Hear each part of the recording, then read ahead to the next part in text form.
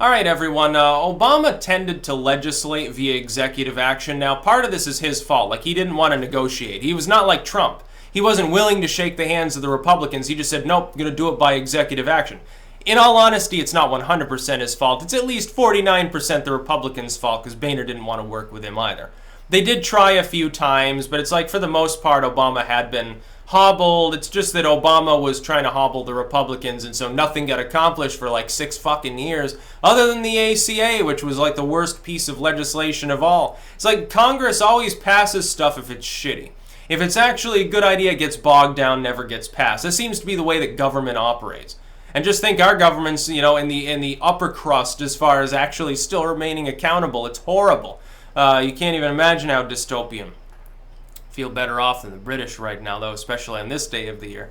But Trump is scrapping a particularly pernicious proposal that Obama made. It essentially puts out an executive order that colleges should use race in their admissions process. Yes, you can, and yes, you should, essentially, Obama said.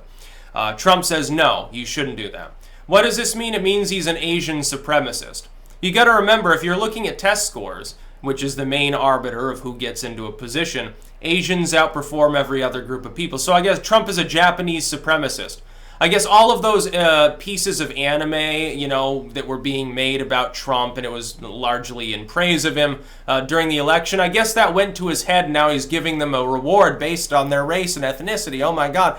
This is tongue-in-cheek. Affirmative action is racist.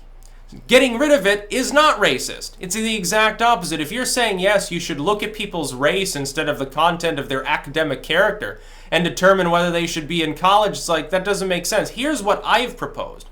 For private colleges, this doesn't apply. I don't care what they do. Like, you can have a black-only college, a woman's-only college, a white-only college. Fucking who cares? It doesn't matter. A Mormon college, you have to be Mormon. It's okay. It's a private entity. It just happens to be accredited. I don't really care what they do. For any public university or college, or anyone that takes public money or public support in some measurable, significant way, here's what we should do for the enrollment process. Double-blind enrollment. Here's what happens. The college doesn't get your name, it doesn't get your race, it doesn't really get much about you other than your academic standing. It gets your GPA, these are some AP courses and the scores, if they took AP courses at all. The general sort of academic structure of their attainment. That's all they get. They don't get any identifying information. They don't even get a surname because, that can be at least perceived of as well, certainly you could tell their gender, generally based on their name. That would be a problem because then people would scream discrimination based on gender if there was any discrepancy. Oh, there's too many women, too many men. It would become a problem. Totally blind. The college looks over all these applications and says, yay or nay, you can come to this college based on this. And they do that. Then the student gets that yay or nay. If they get a yay, then the college gets a little bit more info, specifically financial info and some other information like extracurriculars. And then they can determine merit aid, financial aid for need-based aid, like, hey, we're giving you a grant for being poor. Like, I got need-based aid and stuff. I also got merit-based aid because I had good grades in high school and I was in NHS. Then they get that, and again, the student says yay or nay, and then they get the actual information. And here's the other sticking point. If you do this, you could end up with a situation, well, what if they just decide to skew who they end up actually admitting, based on space requirements? You can only have so many students at your college. You may have too many applicants. Well, then you use a lottery system, and you simply pick it at random using a computer. That means that some students who have been accepted, look, if they've been accepted at a bunch of places, the chances of them not being part of that lottery total is pretty scant. If not, that could be a little bit of a sticking point. I guess you'd have to have alternate slots open or something, or you'd have to free up more room in our state college system. Certainly, you'd have to improve the infrastructure there a little bit, but it could work. And nobody could ever say that there was any form of discrimination going on except for academic attainment, because the college would have admitted the person without knowing anything personal about them other than, hey, they took these academics. Don't even tell them the school, because schools have racial and gender characteristics too. Oh, this person is applying from the Harlem Girls' School. I wonder what race and gender they could possibly be. It would be a little bit of a problem. You'd still have discrimination, potentially. I don't want to see anyone discriminated against, by the way, which is exactly why I think we need to tear apart affirmative action. If a person is seeking an education, the only thing that should matter is their ability to be educated, their ability for academic attainment. Now, if you're a high-class university, you're like, well, you know, we have like the best students and shit. We're like #1 in math or something, which isn't saying much in the United States at this point, which is really sad. We're #1 in geography. Yeah, well, then, yeah, you're going to pick qualified applicants. Then, of course, this would be a better situation, I think, than affirmative action. Here's how affirmative action truly is racist and bigoted and discriminates. Affirmative action is a family-friendly term for the same situation as this. Think about this logically. Let's say that I have a store, because there are limited slots open in any college. It's a limited sort of thing. They're competitive. There's more applicants than there are slots at a lot of places. Like I went to UVM. There's way more applicants than there are people accepted to UVM. Trust me.